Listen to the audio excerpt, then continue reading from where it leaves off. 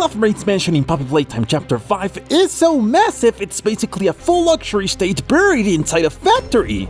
And that's before we even talk about the rest of Chapter 5's real life size. In this Poppy Playtime Chapter 5 size comparison, we're measuring everything. Lily Love Braids' house, Sweet Street, the prototype's lair, Bron, Giblet, and every single room mob entertainment built underground. So, how big is Poppy Playtime Chapter 5 in real life?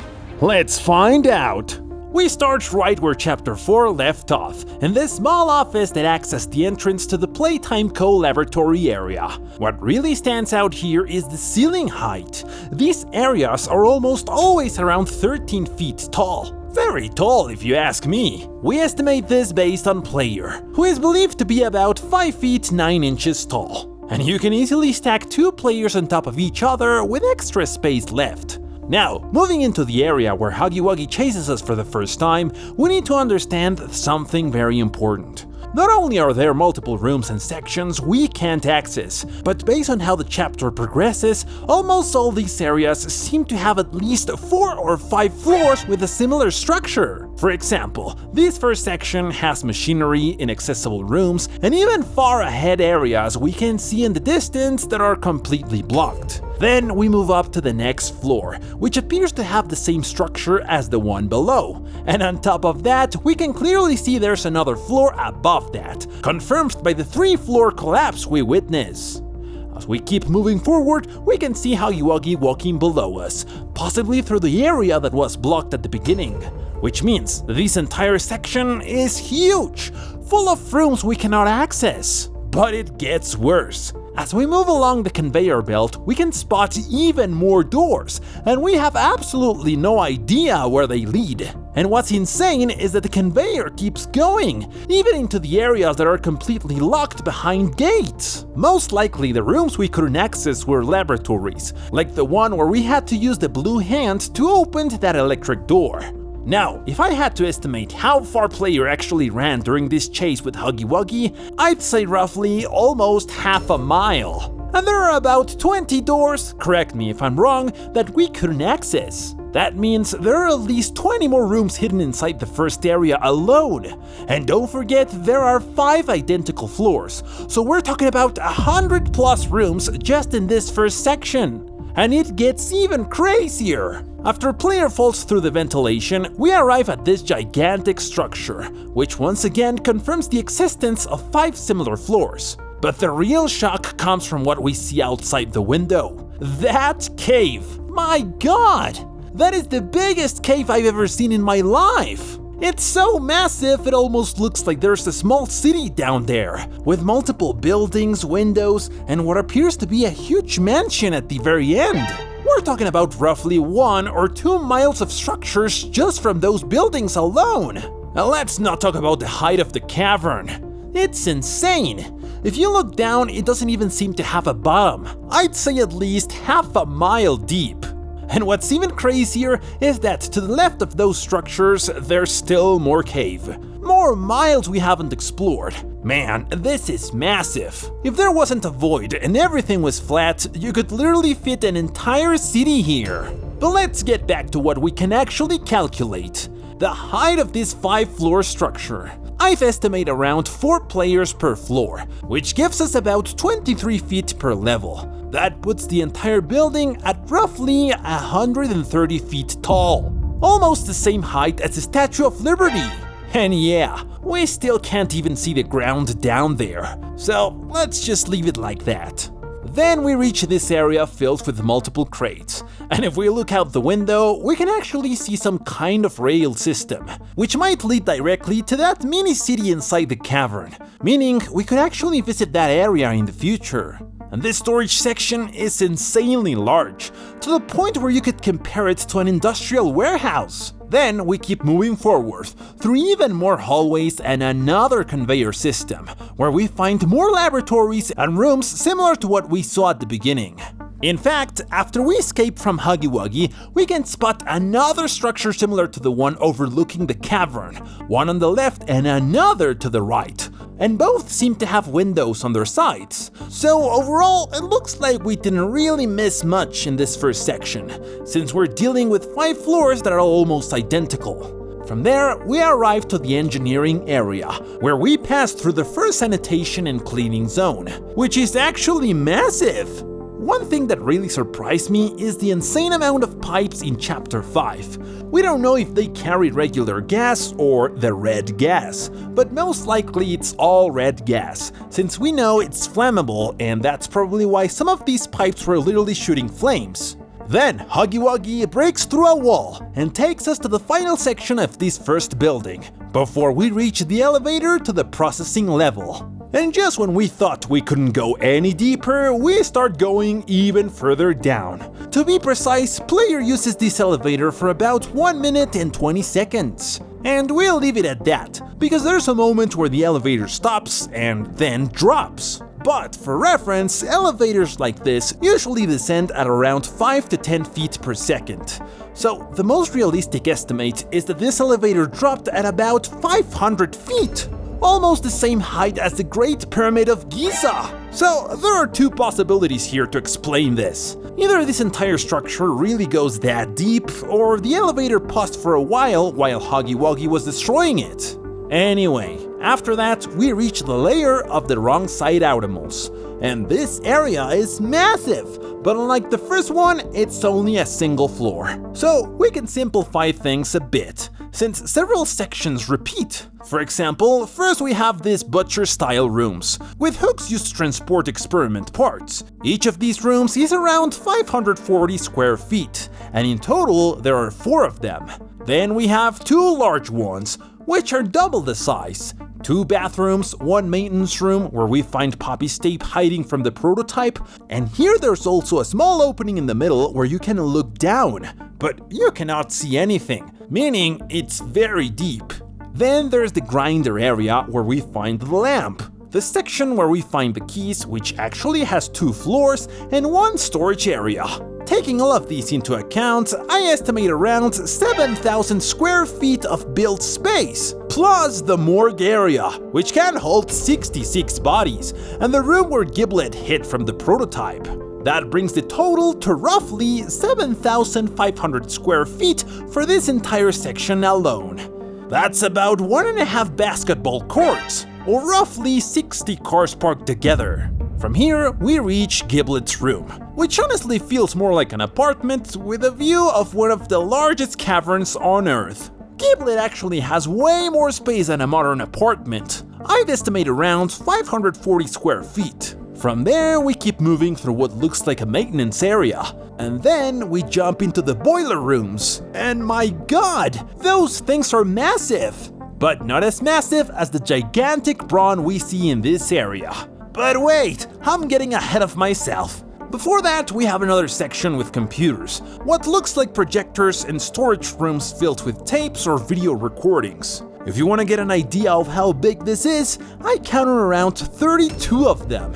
And yeah, these things are massive. Okay, now Bron's room is huge, around 33 feet tall. It also has an underground section and several areas we can't access. From there, we move into this elevator area, which looks completely deteriorated. There are 3 floors in total, and we return to the same pattern we've seen since the beginning. Each floor repeats with the same layout as what we see afterward.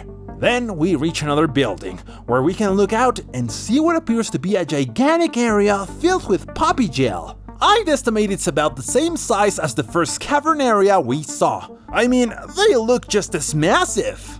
And then we keep going and arrive at another elevator section, but this time it's 7 floors tall. We know this because we enter on floor 5, and there are still 3 more floors visible above.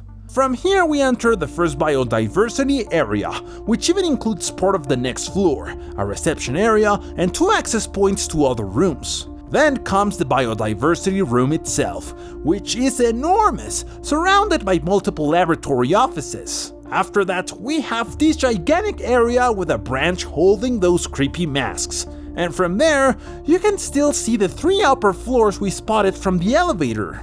Honestly, I don't even know what this place is supposed to be, or why it exists, but it's huge. Then we reach the area where we meet Chum along with Giblet, including a maintenance section and reception.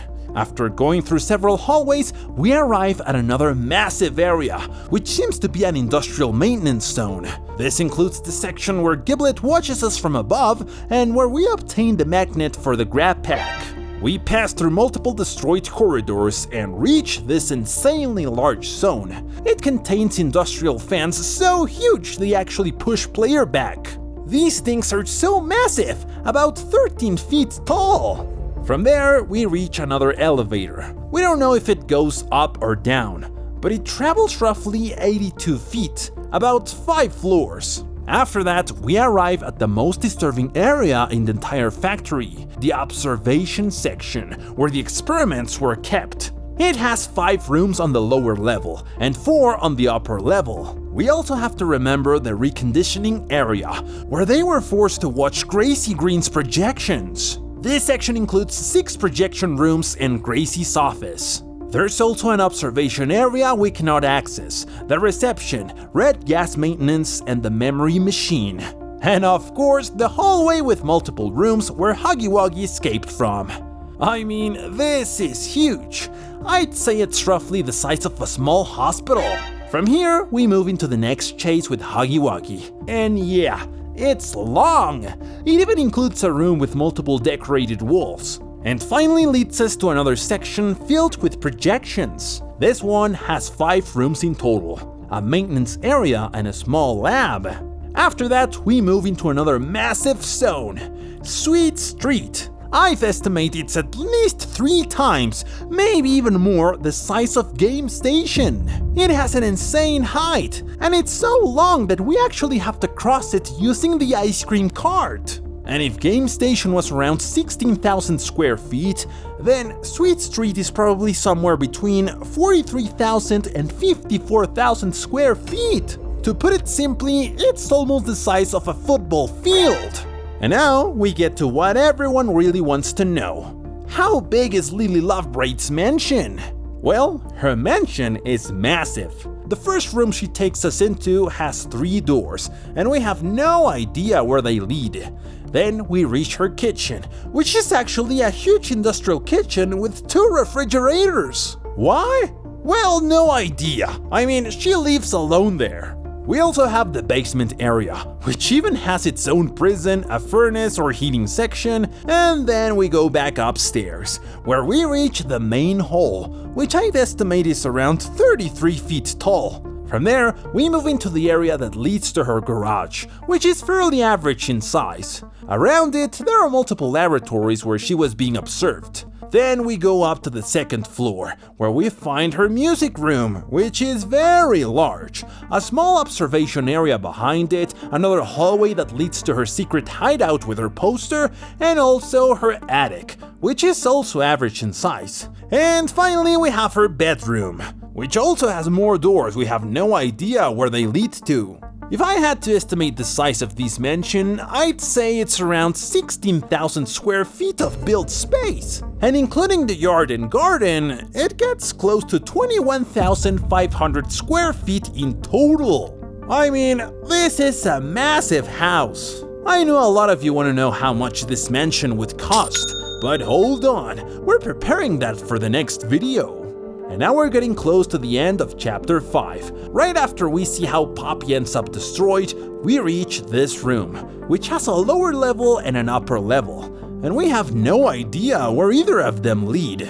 From there, we enter the proliferation area. Gallons and gallons of Poppy gel, almost like an aquarium. Which means that from the outside, this section has to be massive. It could actually be the same submerged area we saw from the caverns earlier. But that's not all, because inside this area, there seem to be 2 or even 3 floors with what looks like similar rooms. Then we go down through the holes created by the prototype. Then we find more rooms with laboratories, and then we go back up and descend again to find yet another lab. So, throughout Chapter 5, we've basically been moving through multiple different buildings, almost like separate hospitals inside the factory.